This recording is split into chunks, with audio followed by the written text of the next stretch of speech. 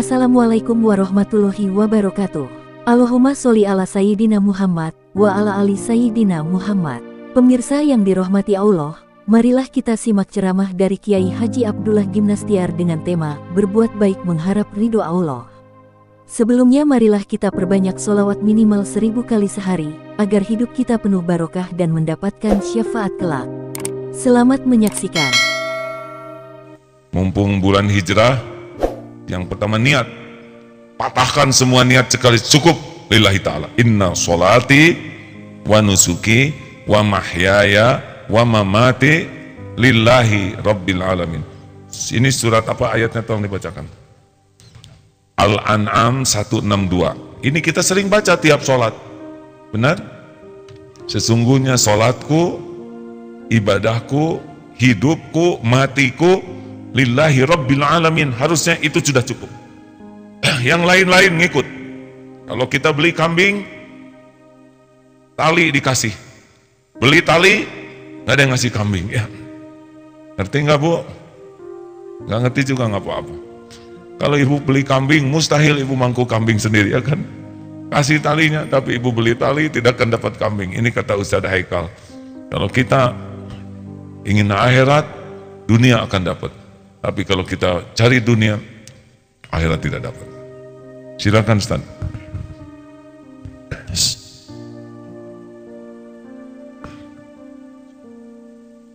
Surat Al-An'am, surat ke-6 ayat 162 sampai 163.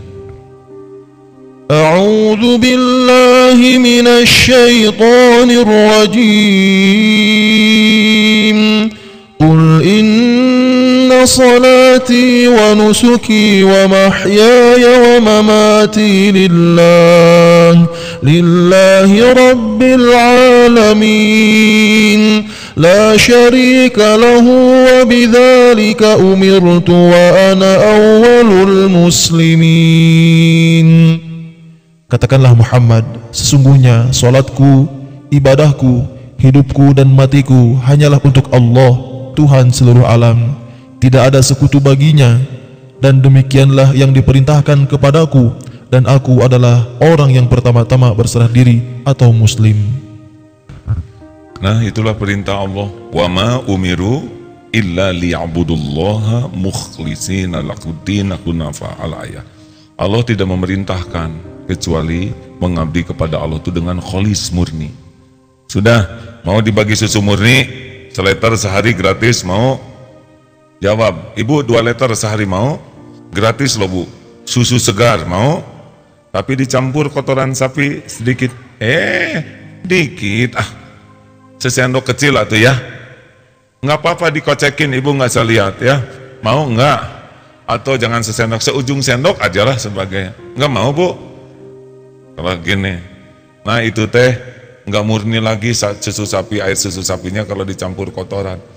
Nah niat kita makin murni, ikhlas, itu yang diterima. Bolehkah ingin disebut qori atau qori'ah? Nah ini, ulangi. Bu, perlukah kita ingin dianggap sebagai orang baik? Bingung tamu ya. Bu, jangan bikin saya emosi, bu, jawab ya bu. Ibu, perlukah kita berusaha agar dianggap sebagai orang baik? Gelut ibu-ibu. Perlu tidak? Yang benar. Perlukah ibu berusaha agar oleh suami dianggap sebagai istri yang baik? Keneh, ibu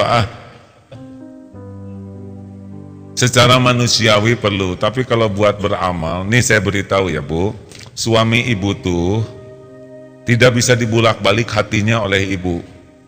Ibu mau dandan stakar kebek ya, nggak ngepek. Ya. Dengerin dulu bu, jangan ngelawan, ibu ngomong wae. Bu, yang kuasa ngebulak-balik hati suami siapa? Makanya ibu berusaha saja jadi muslimah yang disukai Allah. Nanti salah satu hadiahnya hati suami ibu dibalikin.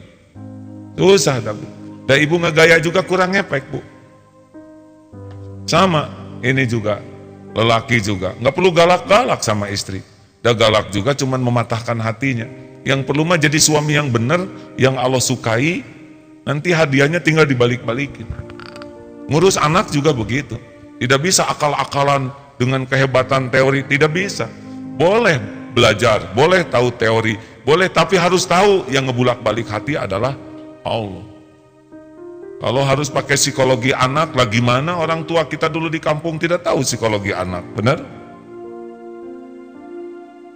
Makanya niatnya harus lillahi ta'ala. Putus harapan dari makhluk. Jangan selalu ingin diketahui kebaikan kita.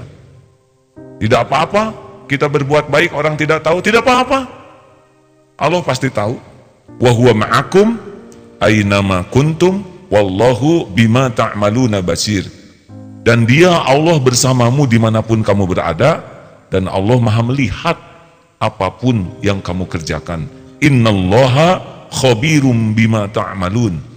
Dan sesungguhnya Allah maha teliti dengan apapun yang kamu kerjakan.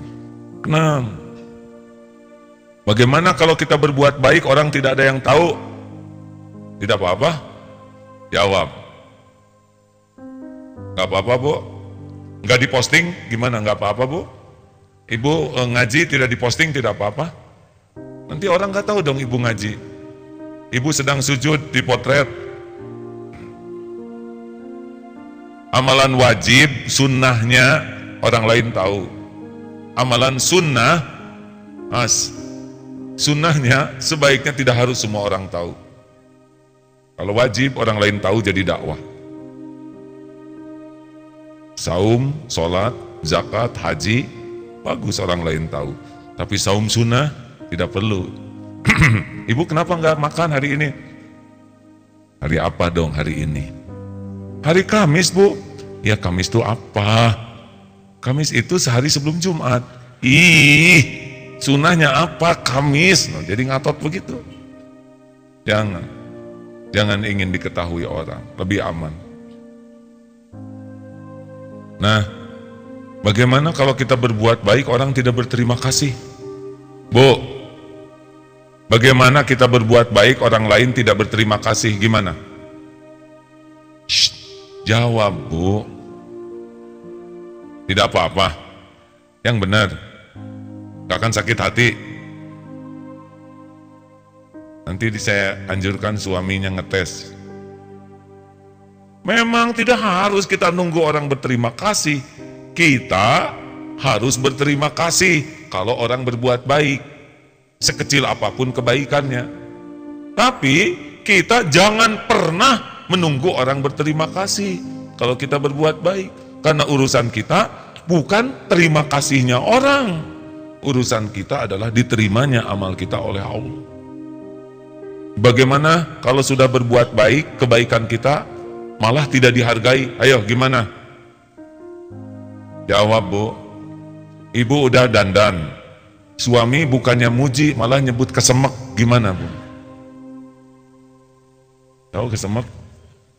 Jangan buah yang pakai bedak, yang cemerong itu. Jawab. Bagaimana kita sudah berbuat baik, yang terbaik, tapi tidak dihargai kebaikan kita? Ayo gimana? Nggak apa-apa. Berhenti atau terus berbuat baiknya? Terus. Saya sudah melakukan yang terbaik buat keluarga. Suami saya tidak menghargai, biarin, terus berbuat baik. Saya sudah berjuang di negeri ini, tapi saya tidak dihargai. Gak ada urusan dengan piagam penghargaan, tidak ada urusan dengan medali, tidak ada urusan dengan hadiah dari makhluk. Urusan kita cuma satu, Allah menerima yang kita lakukan jadi amal soleh. Selesai. Merdeka, itulah hari kemerdekaan kita. Hijrah tuh yang paling penting tuh, hijrah niat. Jangan sampai seperti keledai, muter saja. Ujian, penghargaan, kekaguman, cinta. Nih, bagaimana kalau nih ikhwan sudah melakukan yang terbaik, istri kurang menghargai? Ayo gimana? Nyari lagi, siapa yang ngomong nyari lagi? Hadirin, apa-apa, lakukan aja yang terbaik. Oh, nih dengerin ya, semua santri dengar, mumpung ada tamu ya. Yang santri udah dengar ceramah ini, awas jangan ganggu. Para tamu yang baik, Bu, misalkan di sini papan tulis, ada tulisan 1 tambah 1 sama dengan 2, 2 tambah 2 sama dengan 4, 4 tambah 4 sama dengan 8, 8 tambah 8 sama dengan 16, 10 tambah 10 sama dengan 19. Apa yang kepikir oleh ibu?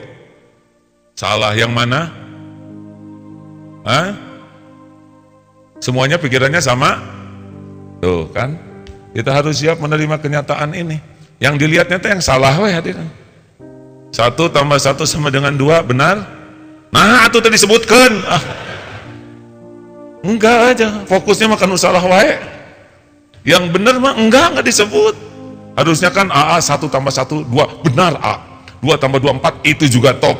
3 tambah 3 sama dengan 6, isip A. Cuma itu tuh yang 10 tambah 10, 19. Yang saya tahu sih 20 A. Nggak ada satupun yang ngomong gitu tah. Ngerti nggak itu teh Bu? Ibu teh ketawa-ketawa teh ngerti nggak? Apa cing, apa hikmahnya? Nah, suami mah mau membanting-banting tulang. Terus hah? Sakieu paling begitu. Hadirin, jangan ya. Jangan suka melupakan jasa kebaikan orang, tapi saat yang sama kalau kita berbuat, lupakan. Kita pantang melupakan kebaikan orang, tapi kalau kita berbuat baik, lupakan. Kenapa harus melupakan kebaikan? Dengar baik-baik ya. Semua kebaikan itu datangnya dari Allah. Contoh, kita menyantuni anak yatim. Bukan kita tuh yang ngasih rezeki anak yatim. Allah subhanahu wa ta'ala memberi kepada hambanya anak yatim, tapi diujikan lewat kita, dititipkan lewat kita. Jadi itu rezeki dia, cuman Allah nitipkannya ke kita. Kalau kita sedekah ke anak yatim, yakin ini rezeki milik Allah, rezeki dia dan kita jadi jalan, sudah menghilang kitanya. Lah uangnya juga milik Allah, ngasih ke hambanya. Nanti dicatatkan oleh Allah, itulah amal kita. Mengerti kan? Tapi kalau tuh anak yatim, saya yang menyantuni, ini mah kita ngebayarin utang orang tapi ngaku-ngaku uang kita. Makin ngaku-ngaku hilang pahala. Karena bukan kita. Nih, Darut Tauhid. Agim ngebangun Darut Tauhid, tidak. Ini Darut Tauhid sudah ada di Lauh Mahfudz sebelum saya ditakdirkan lahir di dunia ini. Saya dan kawan-kawan cuma nebeng dalam terwujudnya takdir adanya Darut Tauhid ini. Enggak bisa, sesudah saya berjuang, enggak lah, berjuangnya juga biasa aja lah, kurang jelas perjuangannya juga. Beneran hadirin, enggak mungkin ngebangun segede gini, saya saja enggak ngerti, kok bisa begini. Ngegaji karyawan ribuan gini, dari mana? Hah? Sedang saya juga digaji oleh Allah, benar? Ini mah Allah saja. Jangan suka ngaku-ngaku berjasa, karena sebetulnya kebaikan itu milik Allah. Lakukan aja terus, Allah tuh akan mengunci, dinaikkan, diturunkan, kasih jabatan, turunin, ya biasa saja, rileks ya. Ya itu mah untuk ngetes keimanan kita. Kalau kita yakin mah lempeng we terus. Nggak dihargai, gak apa-apa, terus maju. Saya sudah berjuang yang terbaik, nggak dibalas budi, nggak apa-apa. Ada orang, tidak ada orang, Allah ada. Orang lihat, orang tidak lihat, Allah lihat. Lihat tidak? Yakin? Orang tahu, orang tidak tahu, Allah tahu. Orang semuanya dilihat oleh Allah. Ada balasannya? Mungkinkah ketukar, meleset? Mungkinkah ada yang bisa menghalang-halangi? Faman ya'mal mithqala dzarratin khairan yarah wa may ya'mal mithqala dzarratin syarran. Karena pesantren ini Darut Tauhid, namanya tauhid, pasti ujiannya sering ke tauhid. Apa yang ada jadi sandaran, ya dulu bangga ada kuda, mati kudanya karena udah nempel. Adik-adik juga hati-hati yang punya kebanggaan, wah saya bangga nih sudah hafal 15 juz, bisa dibikin lupa tuh oleh Allah. Otot kawat balung besi leher botol, bisul di sini gini terus. Bangga dengan jabatan, bisa oleh Allah ditakdirkan turun. Kalau tes belajar tauhid biasanya tesnya adalah kemelekatan di hati. Makanya misalkan ada ikhwan yang sangat jatuh cinta ke akhwat, tiba-tiba jodoh itu dengan temannya. Aduh, pedes ya. Udah cukup segitu. Udah segitu, Bu. Kurang apa, Ibu? Kurang lama? Ya Ibu duduk aja di sana yang lama ya. Ya, sekarang ada yang mau disampaikan, Ustaz? Surat Asy-Syura. Surat Asy-Syura, Surat ke-42 ayat 20. Surat ke-42 ayat 20. A'udzu billahi minasy syaithanir rajim. Man kana yuridu harsal akhirati nazid lahu fi harsihi wa man kana yuridu harsad dunya nu'tihi minha wa ma lahu fil akhirati min nasib. Barang siapa menghendaki keuntungan di akhirat, maka akan kami tambahkan keuntungan itu baginya. Dan barang siapa menghendaki keuntungan di dunia saja, kami berikan kepadanya sebagian darinya keuntungan dunia itu. Akan tetapi dia tidak akan mendapatkan bagian sedikit pun di akhirat. Tuh, udahlah. Jangan ngarap-ngarap dari makhluk, bikin sakit hati. Benar? Lakukan, lupakan. Lakukan, lupakan. Lakukan. Perlukah kita mengingat-ingat kebaikan kita? Perlukah kita menyebut-nyebut kebaikan kita? Perlukah kita mengharap-harap orang lain berterima kasih? Perlukah kita menunggu-nunggu orang balas budi? Gak ada perlunya. Nanti ketemu kok. Hal jazaul ihsan illal ihsan. Tiada balasan bagi kebaikan kecuali kebaikan.